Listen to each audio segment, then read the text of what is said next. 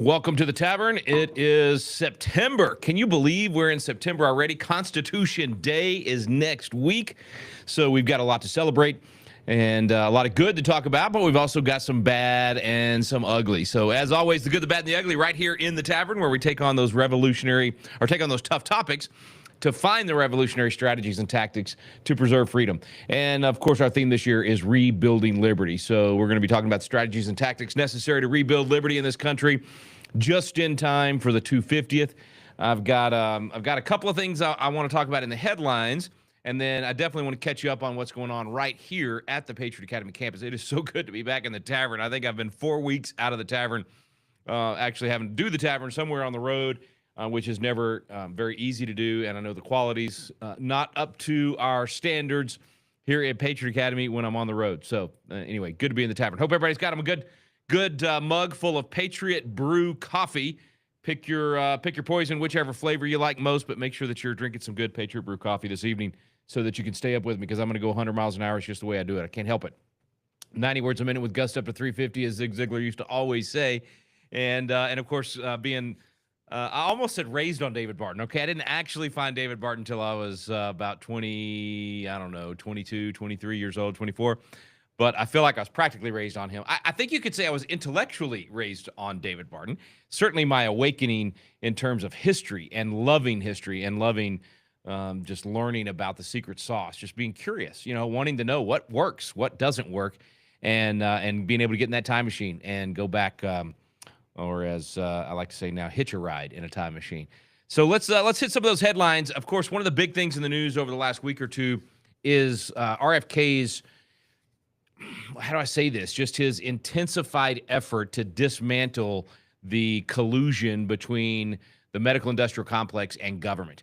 And mostly to dismantle the medical industrial complex. I'm still a little bit concerned whether or not RFK himself would be for a lot of the collusion, because, of course, he definitely comes from a more liberal side of thinking in terms of government being the solution to a lot of things.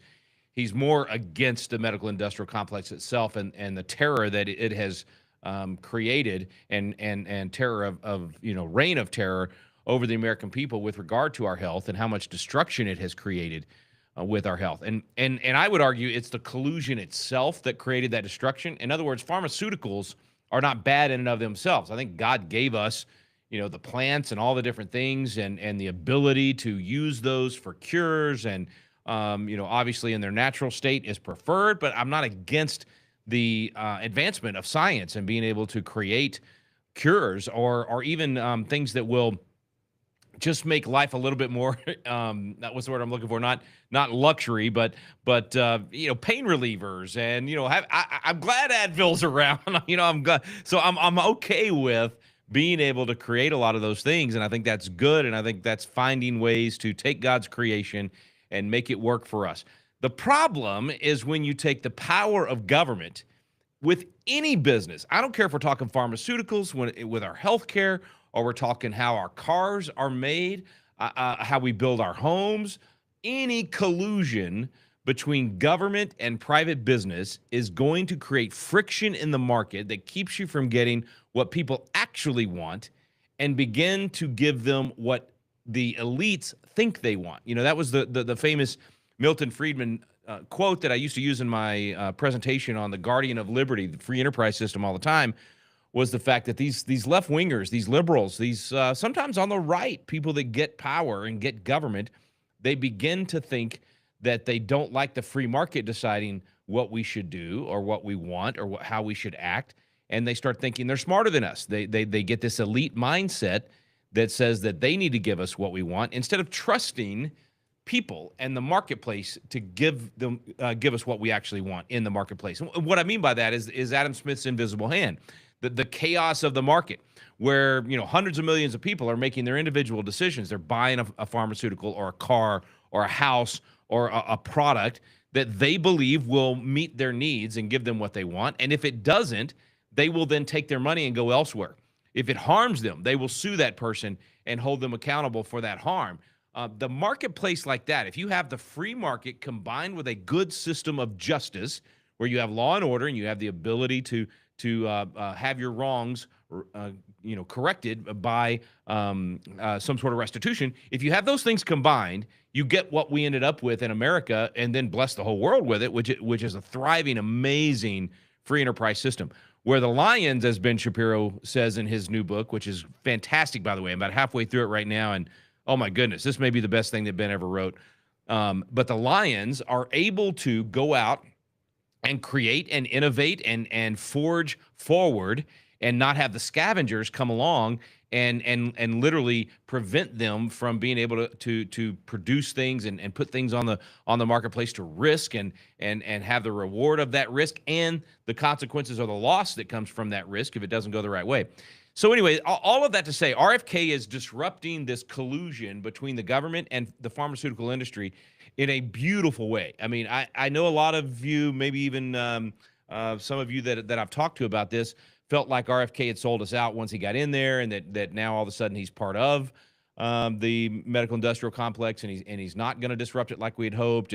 And so here we are 7 months into this, and I kept saying patience, patience, patience, and I'm not a patience guy. Believe me, when I pray for patience, this is the way I pray for it. God, I need patience. Hurry up and give it to me. Okay, that's just my idea of patience. So I'm not good at that.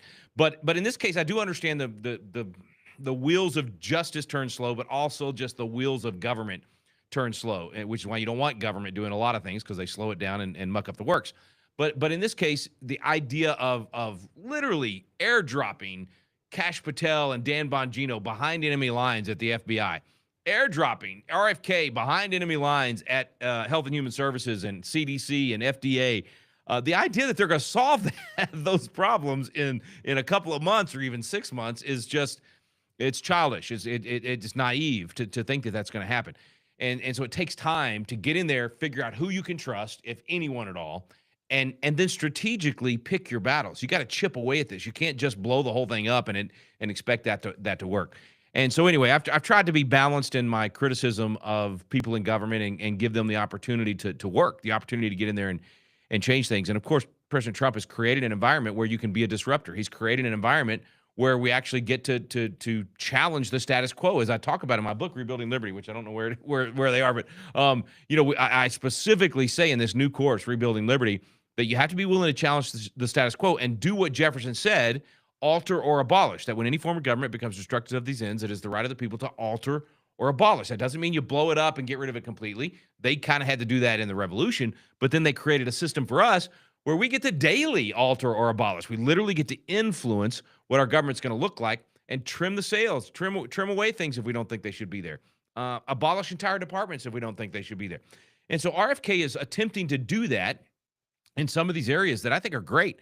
I mean, these 22 additional, I don't like calling them vaccines because they're essentially scientific experiments, and the experiment is being done on humans. And so thankfully he's put a stop to that funding, and everybody's, freaking out over it. And now, the narrative is always you're anti-vax, you're anti-vaccine. No, we're not. We're pro-science. We're pro-choice. We're pro-individual liberties of being able to choose whether a pharmaceutical is something that we want to inject into our body or our intake into our body. And I think that's RFK's approach here, and I think he's doing it wisely. We're finally going to, I mean, I don't know if some of you understand how long we've been fighting for just being able to question the combination of so many vaccines into a baby. We were considered the crazies back 25, 30 years ago when we would just simply say, hey, is there a study that shows what happens when you put dozens and dozens of vaccines into a baby's body? What happens when that combination is done? And no one's done it. And we said that 25 years ago. RFK's now saying it from a platform where they have to listen, where he can actually, he can shift the money, shift the funds to something like that, defund some of these additional, experiments that are being created. I mean, first of all, there is no reason, zero constitutional authority to be funding any vaccine at the government level. There is zero constitutional authority to be funding any scientific experiment unless it is for the military. That's the only place you could actually make a justification in Article 1, Section 8 okay, yeah, this is for the military, going to the moon, doing, finding some elements or studying things for better weaponry or the health of our soldiers when they're in the battlefield. That type of stuff. Yeah, yeah, yeah. I could absolutely get behind that constitutionally spending that money. Zero, zero justification for doing all of these scientific experiments, funding all of these university studies. And I'm also talking about, and this is nothing new. I say this in Constitutional Live 15 years ago. There's no justification for funding the research to even things that we would want to have happen, like curing cancer or the common cold or whatever it might be, Parkinson's, whatever it might be. We all want to find cures to that, and I believe we can, and I believe God's already put that out there in the scientific community and in our the elements that will eventually find that. But every time you take money through taxes from the people and you run it through the government to then get to the scientific research, every time you're slowing down the cure. You're making it harder to find the cure because the politicians and the bureaucrats are not going to send the money where it's most effective. They're going to send the money where it feels the best to them. They're going to send the money to their friends. They're going to send the money to the university where they happen to have contacts on that staff or some professor that, scratched their back or said something nice about them or gave an award to, the politicians love to do that, man. They want to funnel money to a university that'll then turn around and give them an award and make them feel so important and make them feel like they're the ones solving the cure because they took your money and send it to their friends to do research on. So anyway, it always messes things up. We saw it with Solandra and the wasted money on whatever that, I can't remember, his car batteries or something. We've seen it with stem cell research and the money going to embryonic, which has never worked, instead of going to adult stem cell research, which is ethical and actually works and has created hundreds of cures. I mean, we've seen it over and over and over again. We've clearly seen it with the vaccines. It was most obvious, and I think now the reason we're actually getting some headway, starting to gain some ground back, is because it was so obvious with the COVID vaccines. It was so obvious. Everybody started realizing, wait a minute. I mean, you've seen those mashup clips on social media where every news program, sponsored by Pfizer, sponsored by Pfizer. So Pfizer buys the media, buys all of these talking heads, buys these athletes that are willing to go out there and say, yeah, watch me get the jab, buys movie stars. So they spend all their money. Hey, and I'm actually a free market guy. So if you're for sale, sell yourself out. Problem is, Pfizer's buying all of the media that should be uncovering the collusion with government, and now they're bought, so they're not doing what they should be doing, and then turns around and buys the politicians. And guess what they're buying all that with? Guess where the money's coming from to buy that? Us. So the taxpayers are paying the pharmaceutical companies to create these vaccines and research and development for these vaccines, and then they're turning around and telling you have to get the vaccine, so now they get even more money. It's just an absolute collusion nightmare. And in this particular case, I mean, in the past, it's always been bad. We've always had tons of vaccine injuries or other injuries from things that the government was making people do that they didn't want to do, or they lied to them about what it would do. It's the whole reason they created the vaccine injury reporting program, and you're supposed to get compensated. It's a total disaster. All of that was created because I'm sorry to my son Reagan, who's named after Ronald Reagan. I always have to apologize to him whenever I say anything bad about Ronald Reagan because I hardly ever say anything bad about Ronald Reagan. I mean, Ronald Reagan's my political hero most of my life. But Reagan was wrong to sign the bill giving pharmaceutical companies immunity when it comes to vaccines. Probably the dumbest thing we could have ever done was say, hey, Mr. Vaccine Manufacturer, how about we fund your research? How about we make everybody buy your product? And then how about we tell you if you do anything in that product that harms anybody, don't worry about it. We'll protect you. You never have to live with the consequences of harming people with your product. I mean, what could possibly go wrong? But here we are. Okay, so I know I talked about all this last week and have been talking about it on Flashpoint and other places, but I love talking about this stuff in the Tavern because, it's the place that we should discuss these things.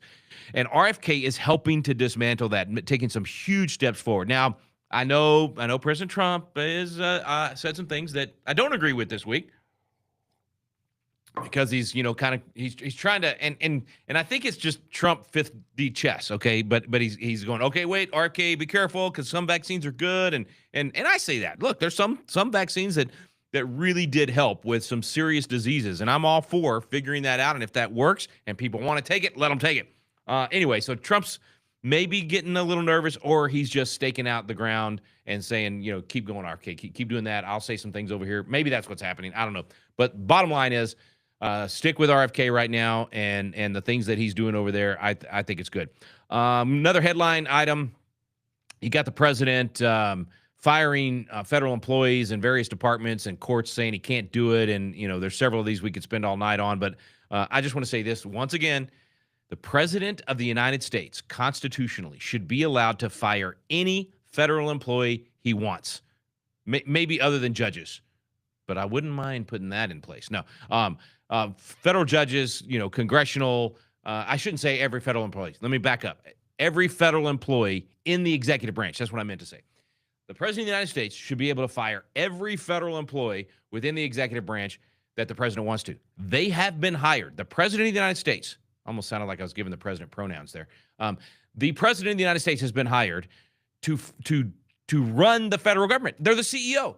If the CEO of a company cannot hire and fire the employees of the company, how are they going to run the company efficiently, or improve the company, or implement whatever they were hired to do, right? If you're the board of directors, you hire a CEO and you're like, man, we got all these problems on this product line over here, or this distribution. We need to improve this. We need to do, we know you're a fixer. We know you're going to make this thing work better. You're going to help us make more money, whatever the reason that you hire that CEO. And then you put them in place and say, oh, by the way, hey, we need you to do all of that, but you can't hire or fire anybody. You gotta, wait, we'll let you hire some people as long as we approve them, and we're going to delay that as long as possible, like they've done with the appointments. And then you can't fire anybody. I mean, come on. Does anybody think that makes sense? Of course it doesn't make sense.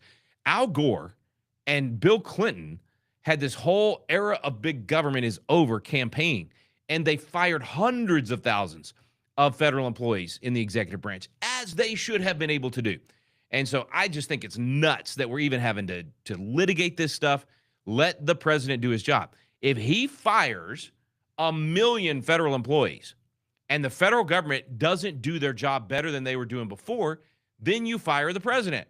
And in this case, obviously, it's his second term, so technically you can't fire him, but you do kind of fire the political party that the president's a part of by then not supporting the next candidate for president. That's how it works. This guy's hired for 4 years, now going to have, 3 years and 4 months left, or 3 months left. Let him do his job. He should be able to say, you're fired, all he wants, to as many federal employees as he wants, and that's the job that he's there for. So anyway, get out of the way, courts. It's none of your business. And all you whiny employees that are getting fired, suck it up, Buttercup. Go find a real job and have to produce something instead of being the albatross around the neck of those of us that are producing things. And what a wonderful world that would be to live in. Okay, last headline real quick. The crime in these cities, and Trump saying he wants to come in with the National Guard in some of these cities like Chicago and whatnot. I've said all along he's on safe ground with D.C. because that's technically to be run by the federal government, and that should happen again anyway. We should wipe out the Home Rule Act of the 1970s and get rid of the city council and the mayor there in D.C. and there should be a subcommittee. In fact, I was talking with my friend Mike Holler, who we're going to get back on. Well, actually, get him on the Tavern. We've done radio before, but we hadn't had him in the Tavern. He's the guy that did the Constitution Made Easy that we use in all of our classes and all of our Constitution classes in the back of our workbooks. And anyway, got to see him this weekend at our Constitution conference in Colorado Springs. Colorado City is a city in Texas. Colorado Springs, Colorado, and we were talking about some of these things, and the whole idea of D.C. not being run by Congress is a huge mistake. It is constitutionally required to be run by Congress. And Mike was pointing this out to me. We'll talk about this more when we get him on. But exclusive jurisdiction, I love what he said about this. He was saying, look, exclusive jurisdiction, how else would you write that? The one and only, the only outlet for writing legislation and governing D.C. is the Congress. So it's really not something to be delegated out. And I didn't even think about that. I thought this is one of those things you can delegate. You can create a city council and let them do it. No, exclusive jurisdiction. They're the only ones. Congress should be the one doing it. So anyway, great point. Hat tip to the Constitution guy from America's Constitution Coach. And anyway, we'll dig into that one a little bit more when we get Mike on. But sending in the National Guard, federalizing the police in D.C., absolutely no problem. Go for it, Trump. Now, going into these cities, it's a little bit more a lot more complicated, but there are constitutional ways to do this. There is an Article 4, Section 4, guaranteeing of a republic. There is the putting down of an insurrection. There is, domestic violence clauses. There's all these ways that the president can go in and do this. Now, there's times when the legislature should ask or the executive thereof should ask. There's also an outlet for the people asking when they don't do it or can't do it and they're not capable of doing it. Why was no one upset when Eisenhower, or why are all these Democrats not remembering that Eisenhower did this? Eisenhower sends in the National Guard to Little Rock, Arkansas. So you got a Republican president of the United States sending in the National Guard to stop racist Democrats from preventing these 9 little black kids from being able to go to school. And they go in and they take over the town. I mean, they basically are, I can't remember how long they were there.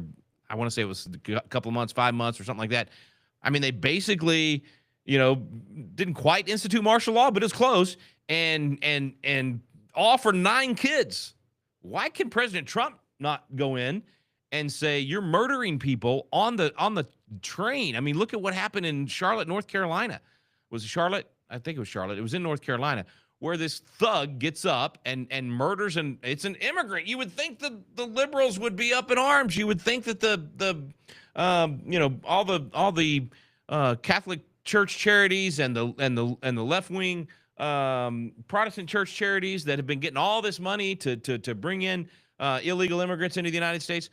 This gal, I guess because she was a white female, it didn't qualify for what would get them up in arms. She had the wrong color skin. She needed to be a little bit darker skin for them to be, you got to be brown, bronze, black. You got to be in the right category for the liberals, because the Democrats have always been racist. They've always divided us based on race.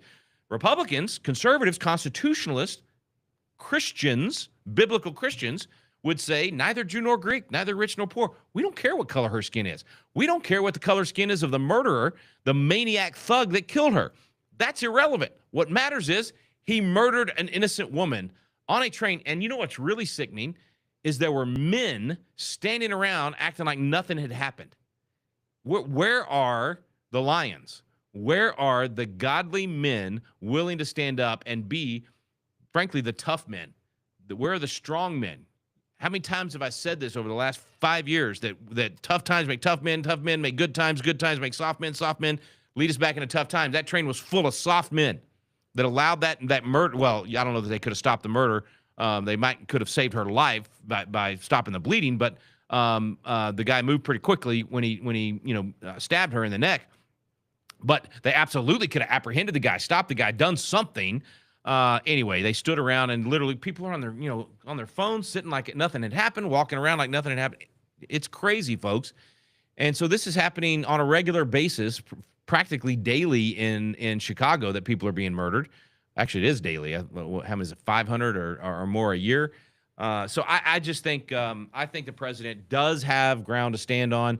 Now, I think he's smart, and I think it was Lance Wallnau that said this on Flashpoint last week. I think he's smart to go into some red states where he would be invited in by the governor, and that way then the blue state governors look like idiots for not asking for help and to say that they don't need help. This mayor in Chicago that is, rallying people against stopping crime. Does that make sense to anybody? You really think that's going to play well with the electorate in the long run? I think the president's brilliant to do this, and I think that in the long run, it's gonna hurt the Democrat brand even more to actually act like crime's okay, murder's okay. We don't care. This is actually, to be blunt, this is why Christians should not be afraid to say we want the Bible in schools. We want the 10 Commandments in school. We want people to be taught that murder is wrong. We want people to be taught that stealing is wrong, and there's no 8th commandment exception for $900. We want people to treat their neighbors the way they want to be treated. We want people to raise their children to honor their father and mother. That's the vision we have for America. Apparently, the racist Democrats and the mayors of these cities and the governors of these states, these people like Pritzker and others, apparently they think, they basically said it. Big cities, you're going to have crime. You just got to put up with it. This is just part of it. We're just going to have murder. Really? That ain't going to sell, folks. So anyway, I think you're going to see that political realignment to continue. Okay, man, I can't believe I'm already gone 30 minutes and I haven't even taken a question yet. How we doing on chat? Do I need to be answering any questions yet, Rhett? I'm going to at least open it up over here so I can see it. And then, okay, so, yeah. All right, I want to read a scripture to you tonight in the tavern. This is the kind of tavern we spend our time in. This is Nehemiah 2. And I know the second chapter of Nehemiah is well known to our audience because Wall Builders was designed based on arise and rebuild, that we may no longer be a reproach. So we're rebuilding the walls, okay? And the fact that we're rebuilding liberty in America will bring opposition, just like it happened to Nehemiah. And so Nehemiah ends up with these opposing political forces. Let's put it that way. They start lying about him. Man, they start lying about what the rebuilding of the walls is going to do. They start lying about why he's there, who he has authority to do it from. They start lying about the jurisdictions, all those things. And so that's why he says, let us arise and rebuild in verse 18. But when Sanballat the Horonite and Tobiah the Ammonite official and Geshem the Arab heard it, they mocked us and despised us and said, what is this thing you are doing? Are you rebelling against the king? In other words, they're trying to create lies. They're trying to create a false impression of what's happening where those walls are being built. And so Nehemiah said, so I answered them and said to them, the God of heaven will give us success. Therefore, we, his servants, will arise and build, but you have no portion, right, or memorial in Jerusalem. I read that to you because we're facing a similar situation right here at the Patriot Academy campus. We've got a level of opposition against us all of a sudden that we've never experienced. I mean, look, we've been out there 25 years rebuilding and doing things and restoring the Constitution and teaching kids the Constitution. And, I've had opposition. I had opposition when I was in the legislature, had opposition when I ran for Supreme Court. I've dealt with a lot of political opposition in my life. I've never had to deal with death threats. I just haven't. I mean, I've had nasty stuff said about me, but I've never had this kind of thing. So let me just, I want to read to you what the Sanballats of our day are saying right now about Patriot Academy, just so you get an idea. And we've got a Founders Weekly coming out that I try to describe what's happening in that article. So be watching your email. You'll see this later today. So if you're watching this, if you're in the tavern with me, you have a pretty good idea of what we do at Patriot Academy. We're an educational foundation. We're a nonprofit foundation, and our mission is to inspire patriotism one citizen to another. That's what we do. We teach people the Constitution. We tell them the stories of how the nation was founded to inspire their patriotism, and then we teach them how to do the same thing. Force multipliers. They go out there and host Constitution classes, or a kid comes to Patriot Academy's Leadership Congress, and they get inspired to be a good citizen and be a leader in whatever field they're going to go into, and restore the foundations of America. That's what we do. Okay, we're call us whatever you want, I guess, because they are. But that's what we do. Well, here's what people are saying about us now, because this is happening because of our, not only what we're doing with the Constitution, but the fact that we wanted to become Constitution City. Actually, let me rephrase that. We are Constitution City. So we may not be incorporated yet, but we are Constitution City right here at the Patriot Academy campus. 177.6 acres. Yes, 1776. And in the process of becoming an actual municipality, recognized municipality in Texas as a Type C municipality that is incorporated, as a part of that process, we were, asking the county judge to sign our election order, which is what he's supposed to do. It's a ministerial act. Once we show him that we have over 200 inhabitants at the campus, he's supposed to sign the order. We get to go on the ballot, and then we decide. The people within the boundary decide. And if they don't want to become a city, they don't. But they get to vote on it. It's called self-governance. It's called the people that live in the area that are actually going to be affected by becoming a city. They're the ones that decide. And so that's why the statute is written like it is. And unfortunately, even after voting 5-0 at the county commissioners to put us on give us our election and let us do that, the county judge completely reversed and stabbed us in the back in the final hour of the final day, and we had no time to have legal recourse. So we're dead as a city for 2025, or as an incorporated city. We will incorporate in 2026, Lord willing, should we get everything done and either force this county judge's hand to do it, or have a new county judge in 2027 and do it then. But we're going to become Constitution City, no doubt about it. Let me take that back. We are Constitution City. We're going to become an incorporated Constitution City. Okay, but because the judge, made this big public spectacle about all of this, it brought a it brought a lot of opposition out of the woodwork, and the opposition is saying these kinds of things. Okay, this is the sandbalots of today. This is posted on all over Facebook now in all these articles where the media is calling us far right, Christian nationalists, all this crazy stuff. And so here's what people are saying now about Patriot Academy. They're saying Texas out here morphing into Nazi Germany, a city for the Hitler youth. Burn it down. The only good Nazi is a dead Nazi. I can only imagine how big the gay orgies will be there. These are white Caucasian young men. Go ahead and take that diseased demographic and go live with them. I'll get the FBI and ATF on the horn, and we'll reenact the Waco incident. I mean, you're in a cult anyway, just like the Branch Davidians. Domestic Terrorist Academy. Sounds like a front for child sex trafficking. Just like Taliban training camps, except for Christians. I was wondering what happened to that seditionist little scum. Better drop a bomb on them now. Maybe they'll all kill each other and do the rest of us a favor. Far right usually means white supremacist and Christian nationalists. So give it time, and these trolls will start rolling out of this patriot, quote unquote, dog whistle word for KKK types, academy, and walking into your local store to continue doing what many other white supremacists do in schools. Probably a bunch of pedophiles there and a safe place for incest. They've got to have a Kool-Aid party first in order for it to become official. Let's hope so, another person says. White Christian terrorist training camp. White Neanderthals, at it again. So it's a domestic terrorist training camp in Texas. No surprise. Pedo camp to replace the island. Nuke it. And the folks that reside there are murderable. Let them die by their bigotry. It'll be flammable. Yeah, a whole city of terrorists, huh? It's giving Waco or Ruby Ridge. Hey, Waco's cool. May they have the same ending. I hope so. Another all-white city, of course. No, I'm sorry. Another all-white city, I'm sure, drinking that orange Kool-Aid. To Lori, who posted that one, the dean of the Patriot Institute is an Indian American that came here with $9 in his pocket, Chris Dunham. We train red, white, yellow, black, and brown, and we don't care what the color of their skin is. We don't ask that question on our applications. It doesn't even factor in. See, we're not the racist. You are. Let's see here. We could go on and on and on.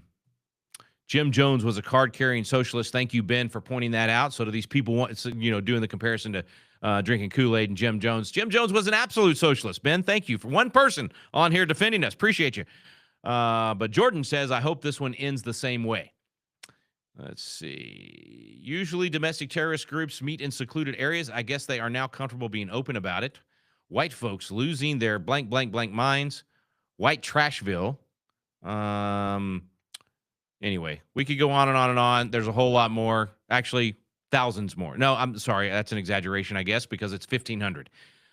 So anyway, that's what's happening here at the Patriot Academy campus right here in our region. And so as a result of that, we are, we're having to essentially launch a counteroffensive, a public relations counteroffensive, and that means us having to divert a lot of our time and energy. I mean, I had to get up this morning and drive down to Bernie and go testify at the commissioner's court to begin responding to a lot of this nonsense. And not only that, the county judge lied and said we didn't give him any case law regarding our position, which I pointed out this morning in court. In fact, gave him 4 cases on that, and was very blunt with he and his new counsel that it is unclear in the case law, in the statutes, what an inhabitant is, how long they're there for. So that's another thing to be prepared for. The Attorney General is probably going to have to issue an opinion on this, and frankly, we want an opinion from the Attorney General. We want it to be clarified in the law how long somebody has to be residing or inhabiting the property before they get to be counted as an inhabitant, because all these college towns, they count their college students that are there temporarily as inhabitants in order to determine their ETJ and all those other things. They need to know as well. And so, yeah, we're going to have some clarification on the law, and then we'll come back and do our city incorporation. But, we're going to absolutely become Constitution City regardless. It will, this is a major setback for us. I'm not going to perfume it up for all of you that are here in the tavern with me. This is going to cost us a lot of money. It is going to cost us time and focus. And so anyway, look for my article that's coming out about the beacons are lit. Those of you that are Lord of the Rings fans, maybe you'll recognize that phrase. Aragorn shows up at Rohan and says the beacons are lit. Gondor calls for help, and this is after Wormtongue has poisoned the mind of the king there in Rohan and has finally been it has finally been, what's the word I'm looking for? Not revealed. Wormtongue is finally called out by Gandalf. Okay, let's put it that way. As an instrument of Sauron, and loses Wormtongue loses their influence on the king. And so in that scene, when Aragorn busts through the doors and says the beacons are lit, Gondor calls for help. The king pauses for a second, and everybody's waiting to see what he's going to say, and he says, "And Rohan will answer." So that's what we're looking for, folks. We need a lot of Rohans out there to answer the call. We need help. We need help. So we're asking you to do a few things. We'll be talking about that in the next few weeks. Be sure to tune into the Tavern next week. I'll be giving you some specific ways that you can help. Generally speaking, right now, I can tell you we need contributions like never before. We need. This is a plea. I'm asking you to come alongside us in this time of need. As we march into this battle that unfortunately we're going to have to fight, while also fighting to save the nation. Okay, so we don't want to lose steam with our rebuilding liberty efforts, with with the teaching of the kids and the education, the civics. We don't want any of that to slow down. So the only way to do that, to keep on course, keep the mission going, and then turn around and fight this evil that has come upon us from these leftists that want to burn down our campus. The only way to fight that locally, we got to have more funds. We got to be able to hire some additional people to help us. So anyway, I'm asking you to make your best contribution ever. I'm going to be reaching out to some of you if you've donated in the past. I'll be contacting you and sending you some additional information and asking you to come alongside us. But for sure, please give your best donation you've ever given to Patriot Academy between now and Constitution Day next week. Let's make Constitution Day next week, Wednesday the 17th. Let's make that a big celebration, and let's make that a day that people came alongside us, and we have the funds necessary to fight this fight. And you can do that by going to patriotacademy.com and just making a general donation right now. If you want to put a note in there that you're standing alongside us, maybe you want to send a check, and in the description just put Rohan is answering the call. Am I saying it right? Rohan. I can't. It's been so long since I watched Lord of the Rings. I may be saying it wrong. Maybe I got a country accent when I'm saying it. But anyway, that's a big way you can help. Another way you can help is just become a keyboard warrior and respond to a lot of this nonsense that's out there. You know, I've said for 15 years, the left controls a lot of what's happening in terms of public persuasion out there, because they're in these, Facebook comments and Reddit and all these other areas, and people are only seeing one side. They're not hearing the defense. They're not hearing people say, in our case, for instance, what we truly are. I mean, there were a couple of people that were responding, but not enough. We need more people to respond. So maybe just, be a keyboard warrior right back and go out there and speak truth on Facebook and look for where people are saying these things in social media and respond to them. That would be helpful. There's a lot of opportunities this fall to come to the Patriot Academy campus and be a part of the solution. Come through one of our programs. It's a great time to take one of our programs at the campus, whether it's our constitutional defense, handgun defense course, or it's the legislative simulations. Maybe bring a whole group. Schedule that soon. Right now would be a great time for you to bring a pastor's group or your church security team, go through a class. I don't know. There'll be a lot of options, but it's a great time to come alongside us. So anyway, that's what's happening locally, and just make sure you're on our Founders Weekly email, and you'll be kept up to date on how a lot of those things are going. So I guess the best way to summarize that one is, yes, Constitution City is delayed. Incorporation of Constitution City is delayed, but we are undeterred. We are marching forward. It's going to slow down some of our building and our in a big way and make it cost a lot more. Independence Hall most likely will not be finished in time for the 250th, but we will at least be able to begin on it, hopefully, assuming we can get through all the regulatory nightmares of the county now that we will not be a city that's incorporated and has our own building codes. So there's a lot of things like that are going to have to happen over the next year. And so it'll slow us down, but we're going to march forward. Okay, let's get online here in the chat room, and let me see, Rhett, if you see any questions that you know I need to ask, please holler out and let me know.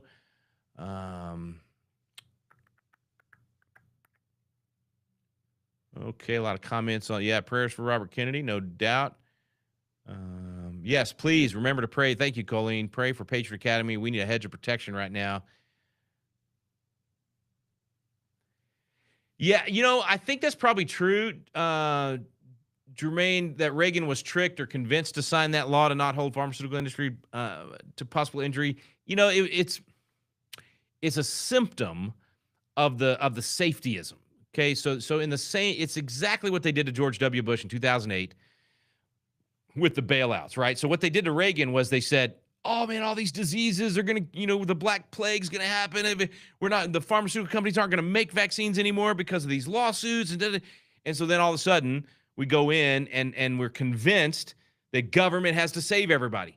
And so then we end up, doing these laws that end up skewing the market and don't end up saving everybody. In the long run, it ends up harming more people. Same thing happened in 2008. You got the crash that was government induced. All right. It was government that actually went in and forced people to loan money, forced banks to loan money to people that wanted to buy a house that couldn't afford to buy a house, and forced them to make these loans that were like 105% of the value of the home.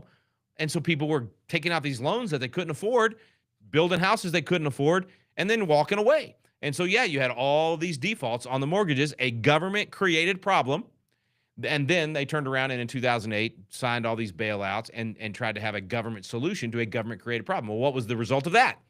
Now you go in and you create Dodd-Frank and you micromanage all the banks that weren't lending, making bad loans because they had local banks, local boards saying, we're not going to get out of hand here and get crazy.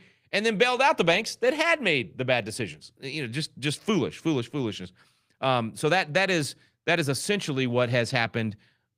Happened with Reagan with the vaccine immunity for the pharmaceutical companies, happened with George W. Bush with the bailouts for the banks and mortgage companies, and it happened with COVID, and it was government coming. We're going to save everybody. We're going to safetyism, and it's the same thing with the local land controls. I mean, all of these problems stem from the nature of man.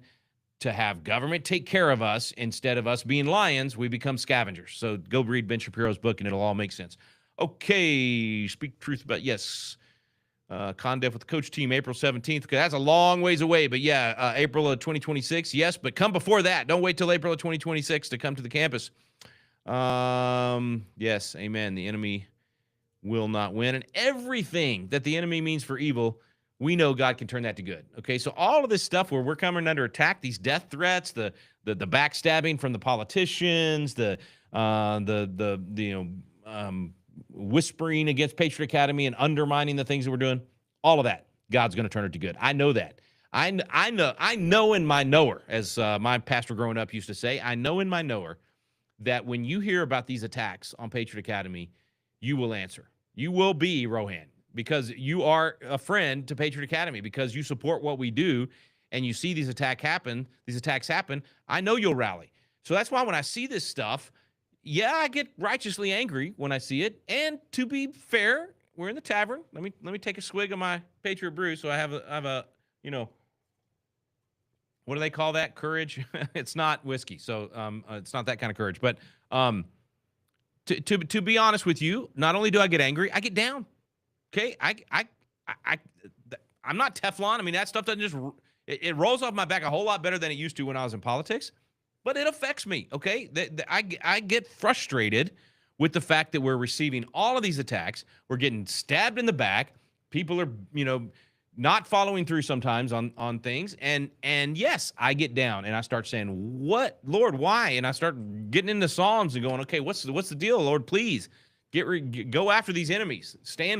Bring friends that will stand with me. So in that environment, it really does help when you come alongside us. And maybe it's not a donation for you. Maybe it's just start a Constitution class. That's a way you can stand with us, because you help grow the tribe and you get more people educated on these things. Maybe you just send in a nice note and tell the Patriot Academy scholars Thank you for choosing Patriot Academy. Don't listen to all that nonsense that people are saying about you. Maybe you just post that on your social media. I don't know. Whatever it is for you, I'm just telling you, the beacons are lit. Gondor is definitely asking for help and calling for help. And so I'm asking you to be Rohan and stand up with us and come alongside us in this situation. Okay, is it okay for me to talk like that in the tavern? I can do the good, the bad, and the ugly. I just gave you a lot of the bad and a lot of the ugly. Stand strong, Beth said. We are behind you. Getting ready to go to our biblical citizenship class at our church. Love our class and the support we give each other. Amen, Beth. That's what I need to hear right there. You know, just knowing that everybody's out there locally doing their thing. And Regina's right. In his perfect timing, it will happen. Martha, you're not alone. Thank you, thank you, thank you. Alex said the JBS are the Sanballat and Tobiah put together because they oppose change, so they lie about COS. That's true too, Alex. No doubt about it. Let's see. Chad, what can people do locally? Man, they can host a class. That's the best thing you could do right now is host a Rebuild Liberty class or a biblical citizenship class or constitutional life, because that's going to get more people involved and it's going to get them educated. And it's going to further the mission of what Patriot Academy is doing. Okay, folks, I got to jump over to Flashpoint. We're going live here in just a few minutes. Yeah, Kathleen, you're right. The things that I was reading, she said these things you're reading, Rick, sound like the brown shirts or stormtroopers of Hitler's regime when they went to burning barns and beating the men. Oh, I lost it. Where'd it go? Come back. Let's see. Beating the men who own the farms, often killing the man, raping the women and girls. You know, listen, that's how the communists operate. Now, my prayer is that these things that I'm reading to you are from keyboard warriors only, and that they're not actually going to take physical action against patients. That's my prayer. You never know. I mean, all this stuff is being reported to law enforcement and all that. It doesn't, I think as I read it, and I'm going to try and, honestly, I didn't used to read my negative press. So in this case, it started looking like threats that could endanger the children that are here at the campus. And so I felt like I had to dig a little bit deeper. My prayer is that these are just, people sounding off.